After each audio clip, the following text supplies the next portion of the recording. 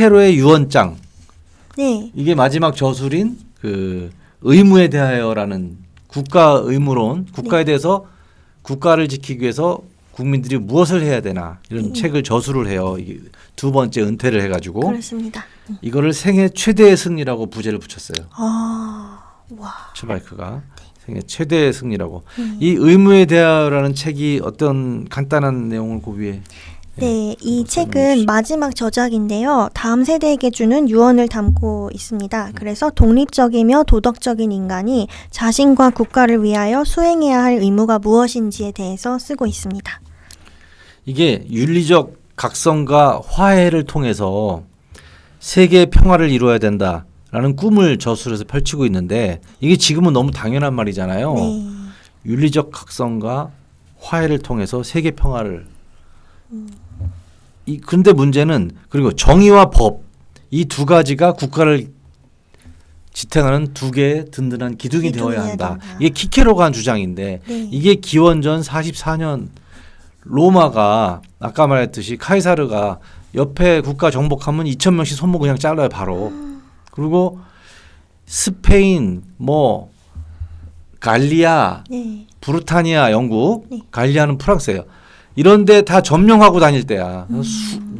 수많은 노예를 데리고 다니고 노예들은 왜 따라다니냐면 먹고 살아야 되니까 네. 가서 죽을 확률이 거의 90%지만 여기 있으면 굶어 죽으니까 가면은 운 좋으면은 네. 먹을 건 충분히 먹고 운 좋으면은 금은보화도 약탈할 수 있고 운 좋으면 군인이 되거나 평민으로 승격할 수도 있잖아요. 네.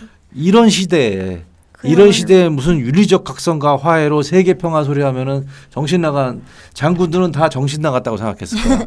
네. 응? 심지어 이때는 기독교가 등장하기 반세기 전이었다고 그렇죠. 하니까 굉장히 피비린내 났던 시대였던 것 같습니다. 그러니까 키케로는 대단한 현인인 거예요. 그리고 용기 있는 사람인 거예요. 이걸 연설을 했고 그러니까 거기 사람들이 눈앞에서 다 존경하지 않을 수가 없는 거예요. 이 사람이 휴머니티를 주장하고 독재를 반대하고 네. 독립적인 정신을 소유한 사람이니까 존경할 만한 거죠. 이런 위대한 사람이 지금도 광장에서 이런 걸 외칠 수 있는 사람이 많지 않습니다. 맞습니다. 네. 이런 민주주의 사회에서도. 네. 그런데 이런 전 근대적인 학살이 만행되는 그냥 얘 목 쳐 그러면 얘만 치는 게 아니라 얘 가족까지 다 죽여 그러면 법도 없이 재판도 없이 바로 한마디로 이럴 수 있는 사회에서 독재 반대 독재 타도 외친 거예요. 대단한 사람인 거죠. 네. 이 대단한 사람이야. 근데 이제 키케로는 말하자면 폭력으로 맞서는 걸 반대한 평화주의자여서 결국은 자기도 위험에 처하는 거죠. 네. 이거는 사실은 비판받을 대목 중에 하나인 거예요.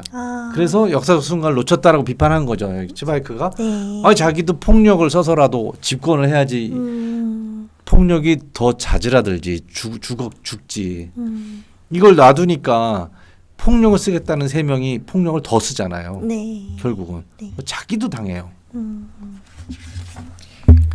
그거는 뭐가 옳은지는 역사가 말해주는 거고 우리 개개인이 판단할 일입니다. 그 키케로가 그러나 주장했던 이런 휴머니티, 윤리적 각성, 세계 평화, 법과 정의 이런 것들은 사실은 플라톤의 국가론에서 이미 다 나왔던 거예요. 개념 자체는 다 나왔던 건데 키케로의 위대함은 광장에서 정치로 이걸 떠든 거예요. 민중들한테 이것들을 퍼뜨렸네요. 네. 마치 그 러셀 커크의 이론을 그리고 버크의 이론을 레이건이 실천한 것처럼 그렇군요. 혹은 베리 골드워트가 시도한 것처럼 약간 그런 관계에 있어요. 플라톤의 국가와 키케로의 연설은 그죠? 로마 문화권에서 최초로 일어난 일이라고 합니다. 뭐 중국이나 이런 데도 있었겠죠. 이런 주장은 있었죠.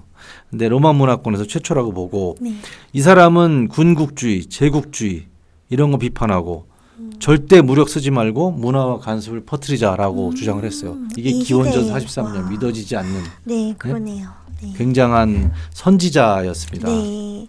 그런 선구안으로 또 로마가 몰락할 것에 대해서 미리 내다본 것 같습니다. 자, 그래서 이 은둔에 빠졌던 이 키케로가 네. 다시 또 원로원이 불러도 안 났어요. 원로원이 불러도 안 왔는데 네. 왜 다시 움직이게 됐냐면 네. 두 가지 이유가 있어요. 하나는 안토니우스, 네. 옥타비아누스, 네. 그다음에 브루투스, 아까 죽인 살인자 브루투스, 네. 이런 사람들이 군웅 활거라면서 싸움을 시작해서 이 난장판이 돼가고 있었던 거예요. 내전 상태에 이르는 거예요. 서로 예. 전쟁 준비라고 이러고 있었는데 자기가 이제 아까 쓰던 책 있잖아요. 의무에 대해서 예. 유언장이 거의 완성이 됐어요. 그래야지 생각이 바뀌죠, 그죠? 네. 그 앞에 한번 보세요. 그 백발이 성성한 노인인데 이때 60 뭐 넘었나 봐요. 이러면 백발이 성성한 노인이지 예전에는 지금은 뭐 아니지만 이 사람이 책을 쓰고 나서 갑자기 심경이 변화가 돼요. 네. 눈을 딱 뜬 거야 갑자기. 안 되겠다 이거. 로마가 어떻게 됐지? 가보니까 내전이야. 예. 안 되겠다.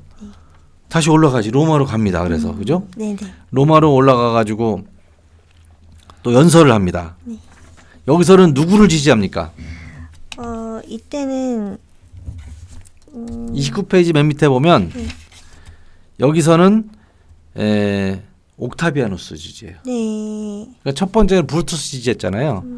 그랬다가 다시 돌아와서는 옥타비아누스를 지지합니다. 네.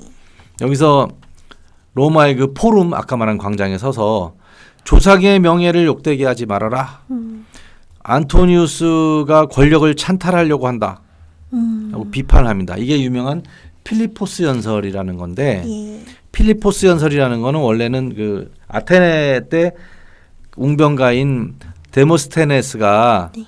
그 알렉산드로 왕의 아버지 있잖아요. 대왕인 필리포스 2세 네. 여기를 공격을 하는 거예요. 이 독재를 공격하면서 네.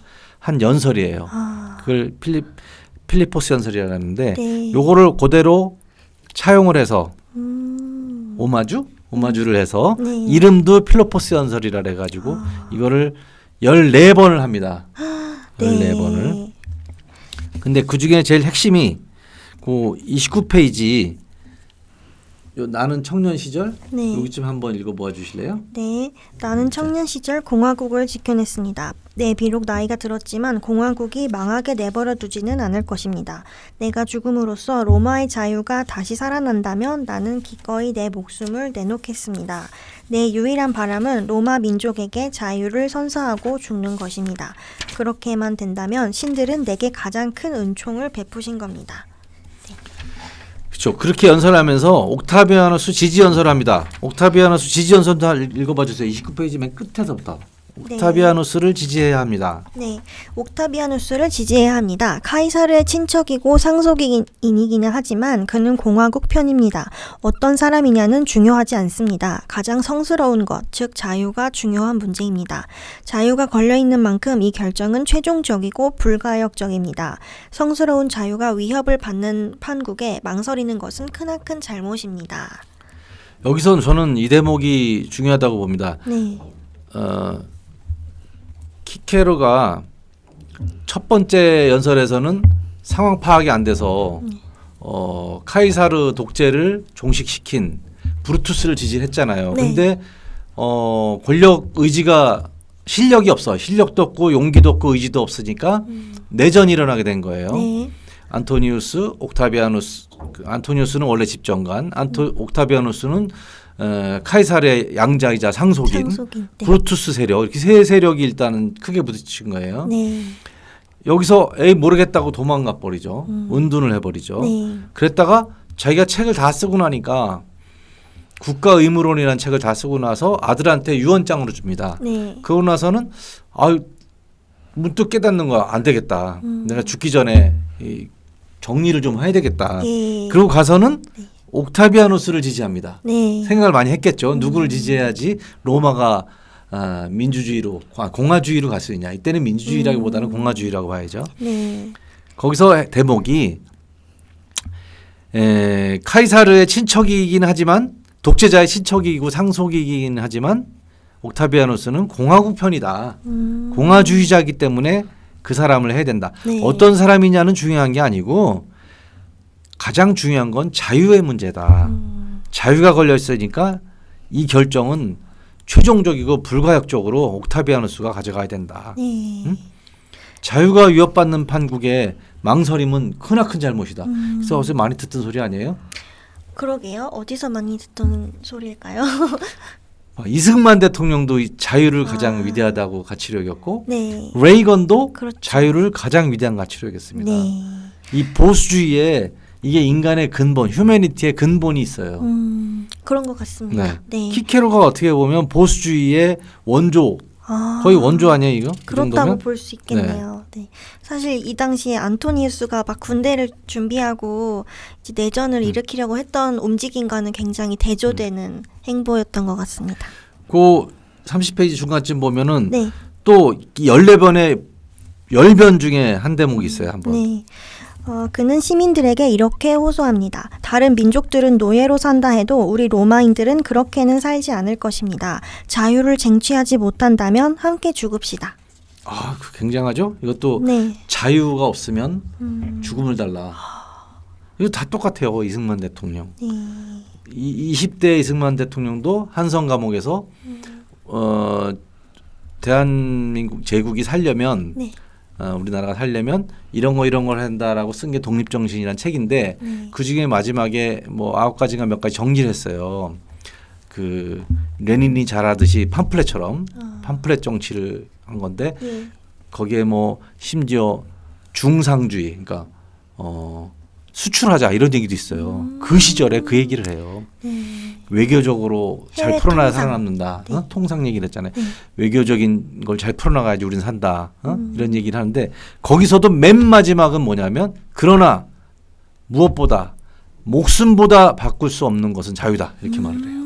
와, 역시 해안이 그렇죠? 있으셨던 네. 그리고 지도자. 레이건도 네, 그렇습니다. 자유를 위해서 목숨을 바친 순교자들 네. 이거를 없었다고 해야 됩니까? 위험하다고? 목숨을 걸고 소련의 공산주의 세계 지배 야욕과 싸워야 된다고, 이겨야 된다. 싸우는 정도가 이겨야 된다. 네. 목숨을 걸고 이 얘기를 했어요. 예. 왜? 자유를 위해서. 미국민의 자유만을 위해서가 아니라 인류의 자유를 인류의 위해서. 자유를 위해서. 네. 그 얘기가 여기서 나오는데 정말 놀랐어요. 놀랍습니다. 네. 네. 그래서 원로원 의원들과 민중들이 경탄을 하면서 이 14변의 연설에서 네. 이 웅변론도 쓴 사람이에요. 이 사람이 책을. 웅변가가 봐. 예. 이 저자는 이런 말을 공공장소에서 들을 수 있는 기회는 수백 년 동안 다시는 나타나지 않았을 것이다. 라고까지 칭찬을 합니다. 네. 그래서 옥타비아누스를 공화국의 수호자라고 했고 안토니우스는 권력을 찬탈한 자.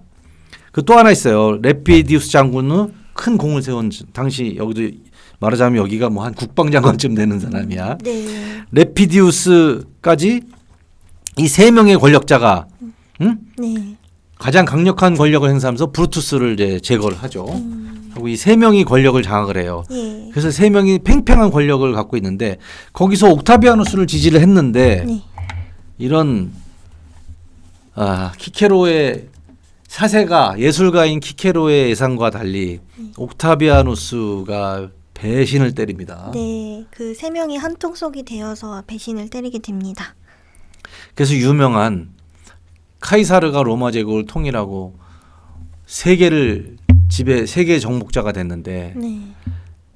카이사르가 죽고 나서 로마가 분열되기 시작하죠. 네. 그 첫 분열 후에 그 유명한 삼두 정치가 나타납니다. 삼두 정치가 세 명의 머리, 네. 세 장군, 아까 말한 옥타비아누스, 레피두스, 안토니우스인데 네. 이 세 명이 짜고 치는 고스톱을 하기 위해서 만나요. 네. 삼두 정치를 위해서 어디서 만나느냐? 볼로냐 강 근처에 레노강과 라비노강이 만나는 작은 섬이 있대요. 그 속에 천막을 치고 3일 동안 배석자도 없이 셋이서 소위 속된 말로 짜옹을 합니다. 네. 딜을 합니다. 이 묘사를 재밌게 하는 거죠. 네. 치바이크의 묘사에 의하면 이 서로 거짓말쟁이, 사기꾼, 권력 차탈자, 역적, 강도라고 서로 싸워왔던 이 세 명이 완전히 철면피들이 철판을 깔고 셋이 모여요. 예. 이 치바이크의 묘사예요. 네. 피비린내 나는 거래를 마무리하기 위해서 모였다고 이렇게 이야기를 하네요. 네.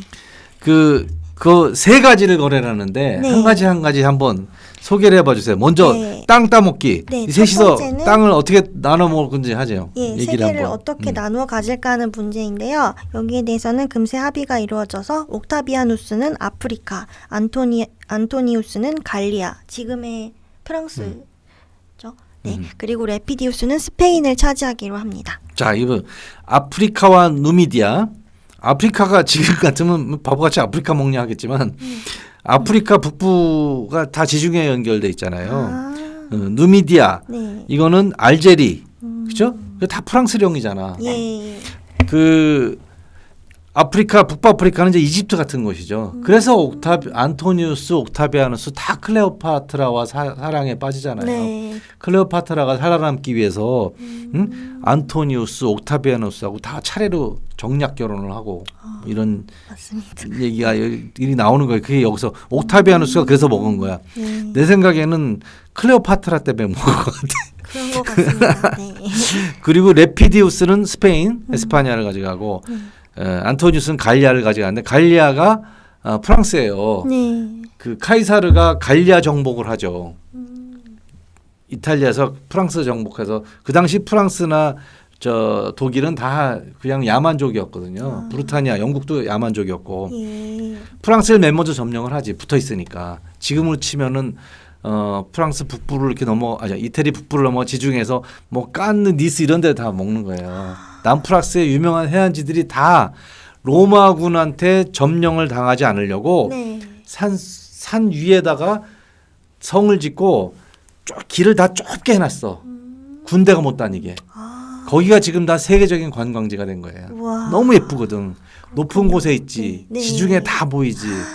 숲길이지. 길은 다 예뻐요. 조그맣게 해가지고.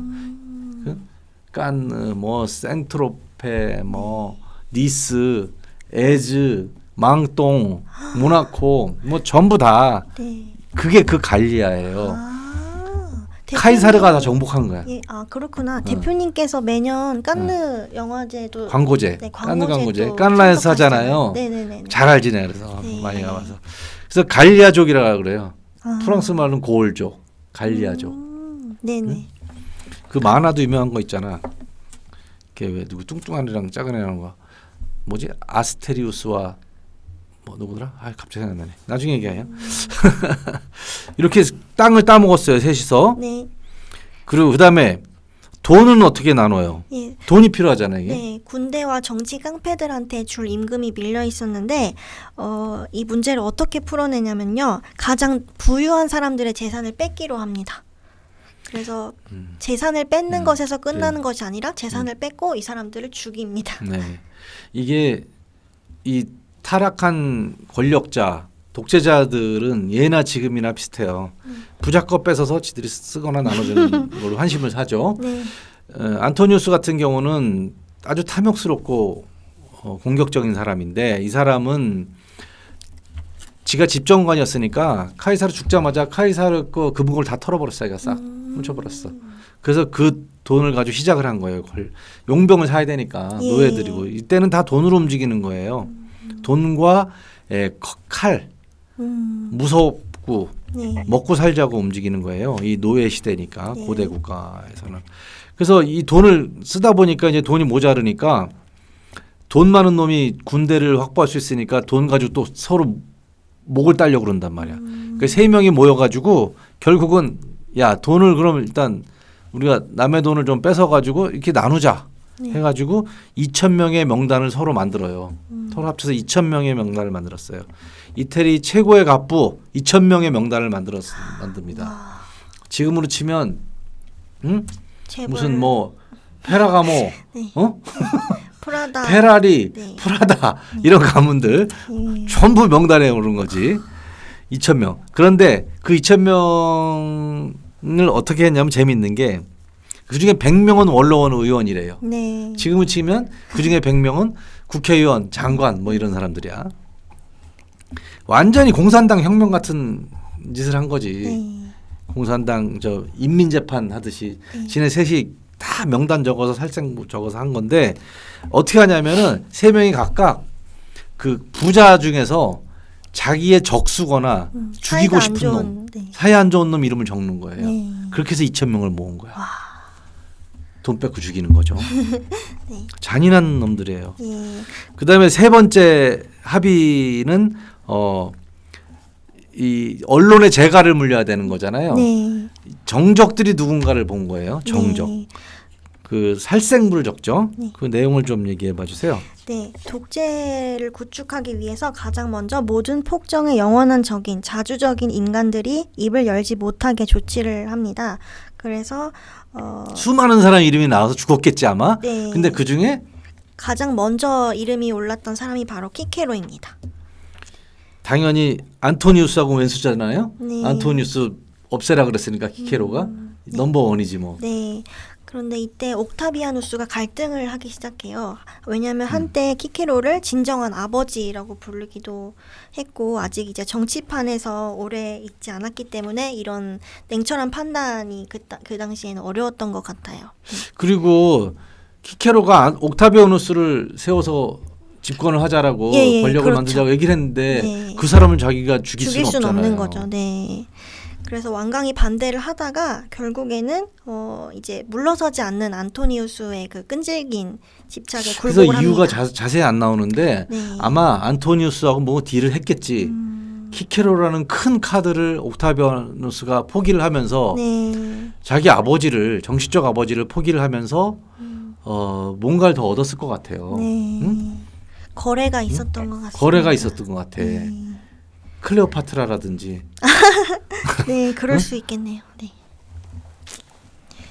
아 이거 정말 기분 나쁜 대목이에요, 그죠? 옥타비아누스가 나중에 권력을 장악하는데 네. 훗날 삼두 정치를 끝내는 건 옥타비아누스예요. 응? 안토니우스, 레피티우스 다 옥타비아누스한테 져. 응? 그래서 안토니우스가 클레오파트랑 끌어안고 있다 옥타비아누스한테 죽든가 뭐 그래. 그 정신과 폭력은 서로 영원한 앙숙이다. 네. 예? 언어의 거장이잖아요. 예. 이 키케로가 키케로. 언어의 거장만큼 독재를 위협하는 존재는 없다. 우와. 그걸 잘 알기 때문에 네. 키케로를 악착같이 안토니우스는 죽이려고 한 거고 옥타비아누스조차도 네. 훗날 키케로는 자기를 또 칠 수도 있다고 본 거죠. 왜냐하면 철저한 공화주의자의 자유주의자의 네. 그 휴머니스트니까 폭력을 반대할 거 아니에요. 예. 그죠? 그런 생각을 했을지도 모르겠어. 네. 그래서 결국은 죽은 목숨이 되죠. 이제 키케로는 끝난 거죠. 자신이 브루투스의 거사 때 네. 자신이 권력을 장악했으면 됐을 텐데 은퇴해서 책 쓰다가 그렇죠. 다시 와서 아예 안 되겠다. 옥타비아누스가 해라. 그런데 옥타비아누스가 뒤통수를 친 거죠. 옥타비아누스가 뒤통수를 쳤습니다. 네. 그래서 도망을 다녀야 되는 처지가 됐어요. 네. 그런데 별로 도망 다니고 싶은 의지는 없는 것 같아. 늙은 키케로가. 네. 그래서 시칠리아로 도망가다, 그러니까 이 별장 저 별장으로 도망 당기다가 시칠리아로 가다가 갑자기 배를 돌립니다. 돌아오죠. 네. 그래서 어떻게 잡히는지 한번 네, 이때 치바이크의 이제 묘사를 키케로는, 한번 보시죠. 고향의 달콤한 공기를 마시고 세상과 작별을 고하자 이렇게 생각을 했는데 그 하인이 갑자기 이제 수상한 남자들이 주변에 있으니까 피하십시오 이렇게 이야기를 하면서 그러니까 키케로가 이것도 다른 놈이 찌른 거야 또 하인이. 네, 평생 이제 네. 잘 대접해줬던 하인이 있는데 이 사람이 포상금을 받고 이제 배신을 한 거예요. 그래서 그 거처를 살인자들한테 누설을 했다고 빨리 도망가라고 이 하인이 이렇게 일러줍니다. 근데 도망가다가 결국은 네, 포위당하죠. 네, 포위당하는데 거기서 또 키케로가 굉장히 휴머니스트라는 게 나와요. 네, 굉장히 살려주죠 사람을. 네, 자기 하인들 살려달라고 자기가 그렇습니다. 항복을 해요 스스로. 네. 젊은 사람이 나 때문에 목숨을 잃어서는 안 된다 이렇게 이야기를 하면서 나는 살 만큼 살았다 이렇게 내려놓습니다. 결국 그래서 로마의 자유를 위해 마지막까지 싸우던 변호사 마르쿠스 툴리우스 키케로가 살해당합니다. 도적들한테. 네, 그 도적이 키케로를 어떻게 했습니까? 굉장히 잔인하게 죽였는데요. 이 머리를 굉장히 값진 것이라고 여겼던 시대였잖아요. 그래서 누군지 확인해야 되니까. 네. 상금 받으려면 네. 머리를 들고 가야지. 확실한, 삼국지 같은 것도 보면 맨날 머리 잘라갖고 다니잖아. 네, 그래서 이 확실한 증거를 안토니우스한테 가져가는데 안토니우스가 이거를 광장에 매달라고 지시를 합니다. 그게 재밌는 대목이에요. 네. 그 삼국지에도 보면은 나중에 관우 죽여가지고 머리 잘라가지고 딱 가잖아요. 난그 생각이 연상되네. 딱 하찮은 사람한테 죽어요. 네, 관우도 맞아요. 네. 형편없는 장군한테 나중에는 이제 대군한테 몰려서 혼자 도망가니까 그것도 자기가 판단 잘못해서 그런 일이 벌어지는데 네. 역사에는 항상 그런 순간들이 오는 것 같아. 키케로도 그 선택을 잘못하는 바람에 사실은 이렇게 죽음을 맞이하는 거죠. 근데 사실상 본인이 그 죽음을 수용하는 듯한 태도를 보여요. 왜냐하면 이 사람 책에 나와 있어. 네. 노년에 대하여 연가하는 책에 보면 네. 체념하죠. 그 노인이 되면 체념을 하고 받아들여야 되는 것도 있고 역사의 순응 뭐 이런 얘기들을 해요. 네. 그 목을 잘라갔잖아요. 예. 이 도적이 네. 돈을 받으려고. 네. 그럼 안토니우스가 확인하고 그냥 끝내면 되는데 안토니우스가 또 이걸 가지고 나쁜 짓을 해요. 네, 굉장히 나쁜 짓을 합니다. 네. 설명을 해줘 보세요. 어떻게 나쁜 짓을 네, 했는지. 그 나쁜 짓 그거를 네. 이 39페이지 맨 중간쯤부터 보면 나리발자 여기서부터 보면 정말 기가 막힌 네, 묘사를 츠바르크가 하죠. 어떻게 묘사를 했는지 한번 읽어드리겠습니다. 광장에다 매달아 버리죠. 네, 날이 밝자 너무도 끔찍한 광경이 로마인을 기다린다. 키케로가 명연설을 했던 바로 그 연단에 참수된 낯빛 머리가 하나 걸린다. 자유를 위해 싸운 마지막 변호사의 머리다. 수많은 생각을 품었던 이마에는 녹이 쓴 육중한 못이 박히고 누구보다도 아름답게 라틴어를 구사했던 입술은 낯빛이 된 채 빳빳이 굳어있다. 60년 동안 공화국의 안위를 주시하던 눈동자는 푸르죽죽한 눈꺼풀로 덮여있다. 그 시절 가장 수려한 문체로 편지를 썼던 손은 맥없이 쳐져 있다. 그러나 이 광경에는 반전이 있다. 위대한 웅변가 키케로는 이 연단에서 권력을 남용하는 잔인한 무법자들을 고발하는 명연설을 했지만 고인의 핏기 없는 입술은 그 어떤 연설보다도 더 통렬히 폭력이 저지른 불의를 민중에게 고발한다. 그래서 폭력을 행사하는 당대의 어떤 악당 지도자죠. 네, 독재자. 악당이죠. 독재자가 키케로를 영웅을 모욕하려고 궁리해낸 거죠. 그 광장에다 목을 거는 게 그걸로 인해서 키케로는 영원한 승리자가 된 것이다. 와, 별의 참 순간을 멋지네요. 가지게 된 거라는 거예요. 다시 네. 이 일로 인류는 역사적으로 키케로를 기억하잖아요. 네. 독재자한테 참혹하게 죽음을 맞이한 자유와 독립과